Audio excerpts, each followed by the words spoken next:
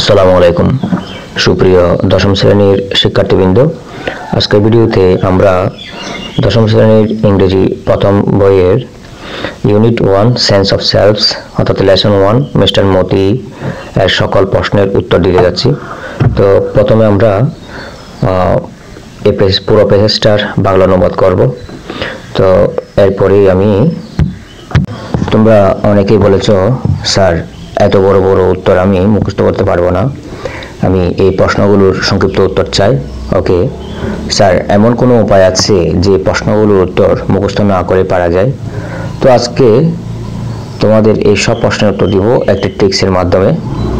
তোমরা অনেকে বাংলা অনুবাদ সহ ভিডিও চেয়েছো, তাই তোমাদের সুবিধার্থে লেসন 1 এর বাংলা অনুবাদ সহ সকল প্রশ্নের উত্তর দিব এই ভিডিওতে। সকল প্রশ্নের উত্তর সহজ ভাষায় এবং সংক্ষেপে লেখা হয়েছে, যাতে তোমরা সহজে শিখতে পারবা এবং পরীক্ষায় ফুল মার্কস নিতে পারবা। তো ভিডিওটি শেষ পর্যন্ত দেখবা এবং যারা আমাদের চ্যানেলে নতুন তারা চ্যানেলটি সাবস্ক্রাইব করে বেল বাটনটি অন করে দাও। তো প্রথমে আমি এই যে পেজটা মিস্টার মতি বাই রাহাত আবিরের লেখা মতি, মিস্টার মতি আর কি জানা মতি। তো আমি এই পেজটার প্রথমে বাংলা অনুবাদ তোমাদেরকে দেখাবো।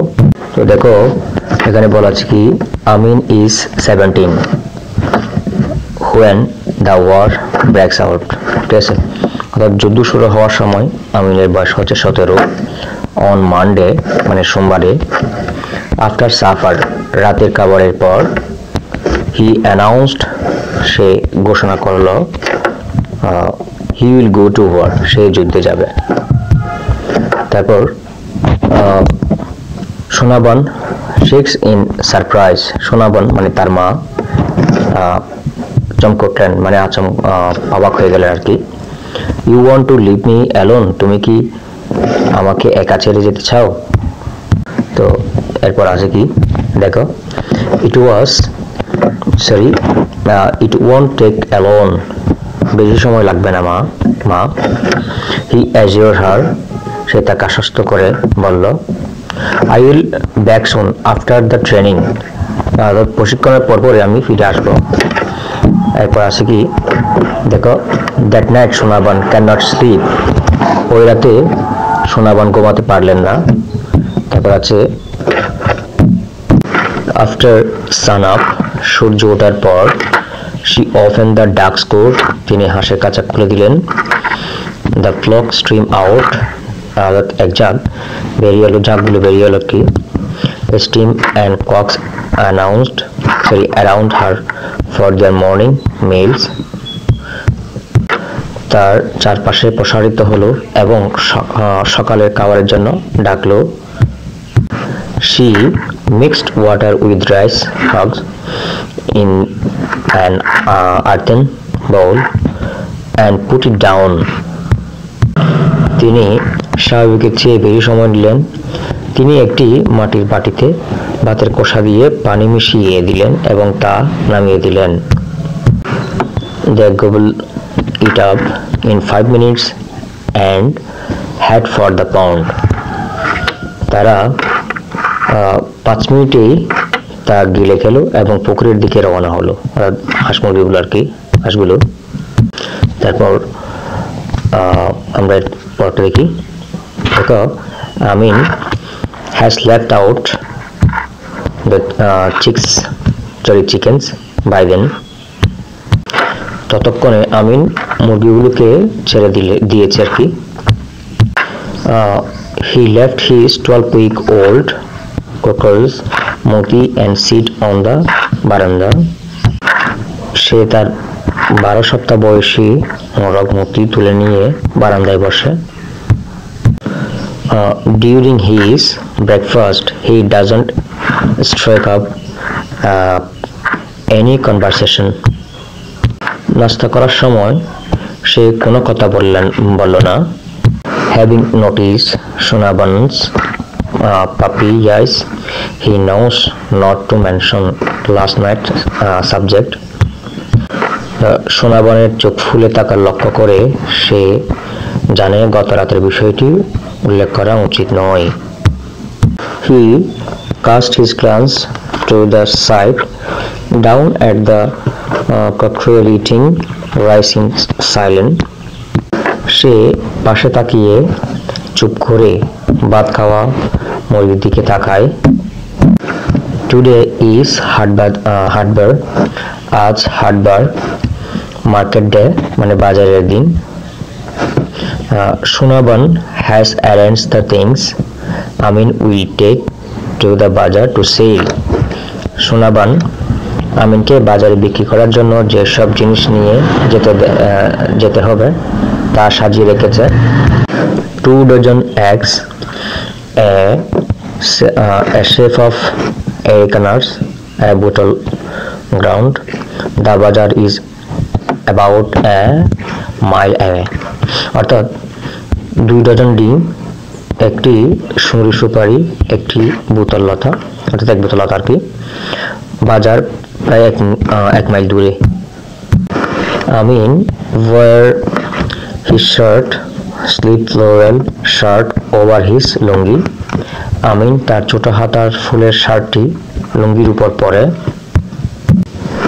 আমিন অর্থাৎ he whistled as he looked into the cloudy mirror to comb his hair, অর্থাৎ তিনি আয়নায় তাকিয়ে চুল আঁচড়াতে আঁচড়াতে সিটি বাজান। placing the rotten basket on his hat before sitting off, he holds I am off ma. রওনা হওয়ার আগে মাথায় বাঁশের ঝুড়ি রেখে তিনি চিৎকার করে বললেন, আমি যাচ্ছি মা। Sunaban মানে তার মা আর কি।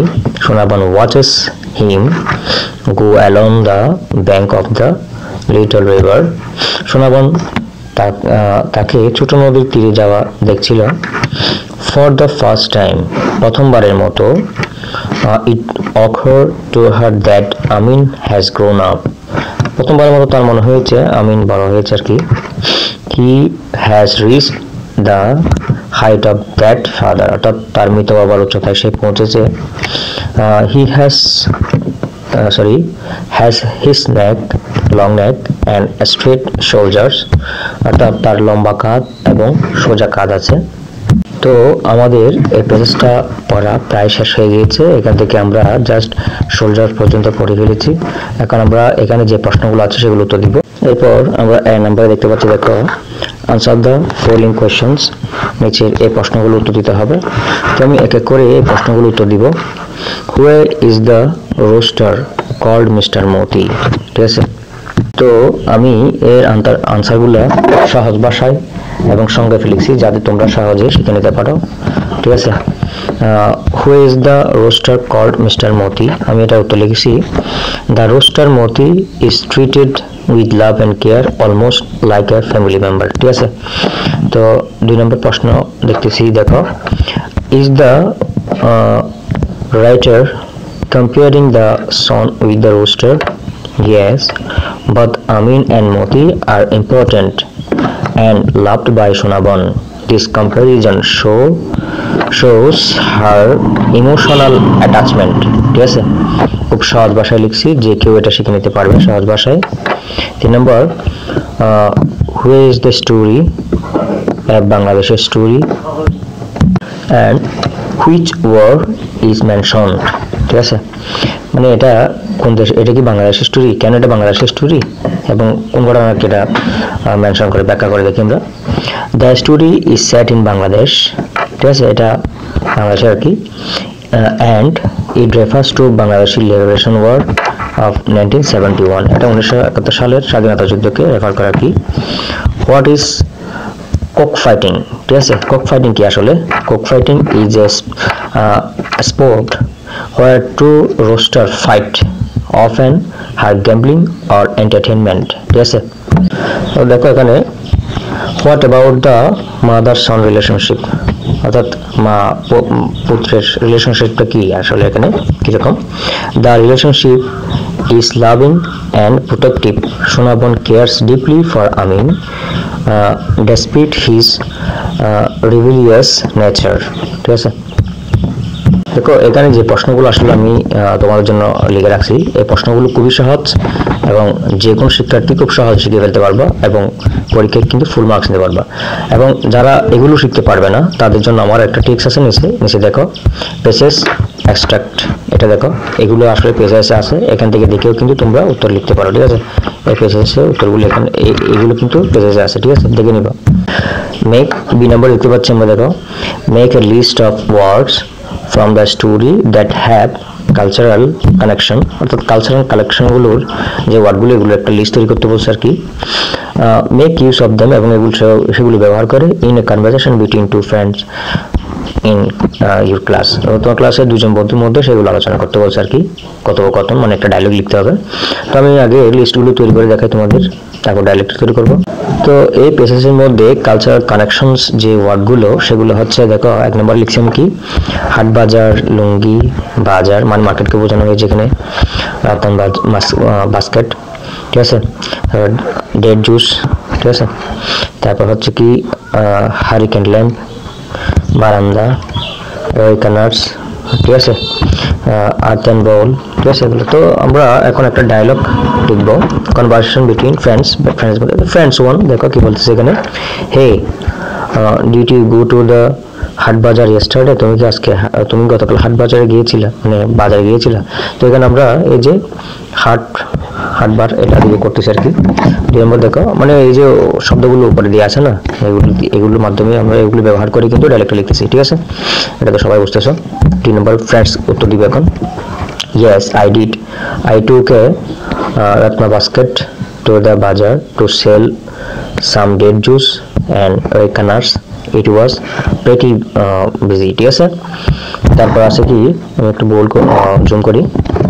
2 নম্বরে দেখো ফ্রেন্ডস ওয়ান কি বলতেছে, I bet it was, I love seeing anyone in their lungi and traditional outfits, it feels so cultural। আচ্ছা এটার অর্থ তো বলা হয়নি, বলছে হ্যাঁ আমি গিয়েছিলাম, I took a রাতন বাজার, ঠিক আছে, বাস্কেট to the বাজার to sell them date juice, ঠিক আছে। অর্থাৎ এখানে ডেট বলতে খেজুর আর কি, খেজুরের রস, নাটস বলতে বাদাম আর কি, মটরশুঁটি আর কি, এগুলো বেচতে গিয়েছিল, সে বুঝেছিল আর কি। I bet it was, I love seeing anyone in their lungi and traditional outfits, it feels so cultural, ঠিক আছে, lungi absolutely। I also picked up an earthen bowl for my mom, she loved using them for cooking। অর্থাৎ দেখো তারপর friends one কি বলছে, nice, we should meet up on the veranda later and enjoy some fresh date juice, ঠিক আছে, sound like a plan, don't forget to bring the hurricane lamp, it gets dark early these days, ঠিক আছে। অর্থাৎ এই ডায়লগটা খুব সহজ ভাষায় লেখা হয়েছে, যে কেউ আশা করি শিখে ফেলতে পারবা। এখন আমরা সি নম্বর দেখবো। তো দেখো সি নম্বরে বলা আছে, in our culture sons are believed to follow their father's way, অর্থাৎ আমাদের দেশে পুত্ররা কিন্তু বাবাকে অনুসরণ করে, and daughters are found similar with their mother, এবং মেয়েরা কিন্তু মাকে অনুসরণ করে। Do you see that, তুমি কি দেখেছো যে, ঠিক আছে, kind of belief in the story, discuss it with your friends and bring example from your own life if you are compared with your father or mother। এখানে cultural belief ডিসকাশনের কথা বলা হয়েছে। তো দেখো এখানে বিলিফ ইন স্টোরিটা লিখছি আমি, এখানে রিয়েল লাইফ এক্সাম্পল এগুলো দিছি, তোমরা চাইলে এগুলো স্ক্রিনশট দিয়ে রাখতে পারো, তোমাদের সুবিধার্থে সময় নষ্ট করলাম না, তোমরা এগুলো পড়ে নিবা, ঠিক আছে। তো ডি নাম্বার আনসারটা তোমাদের একটু শো করি, তোমরা সবাই স্ক্রিনশট দিয়ে রাখো এটা।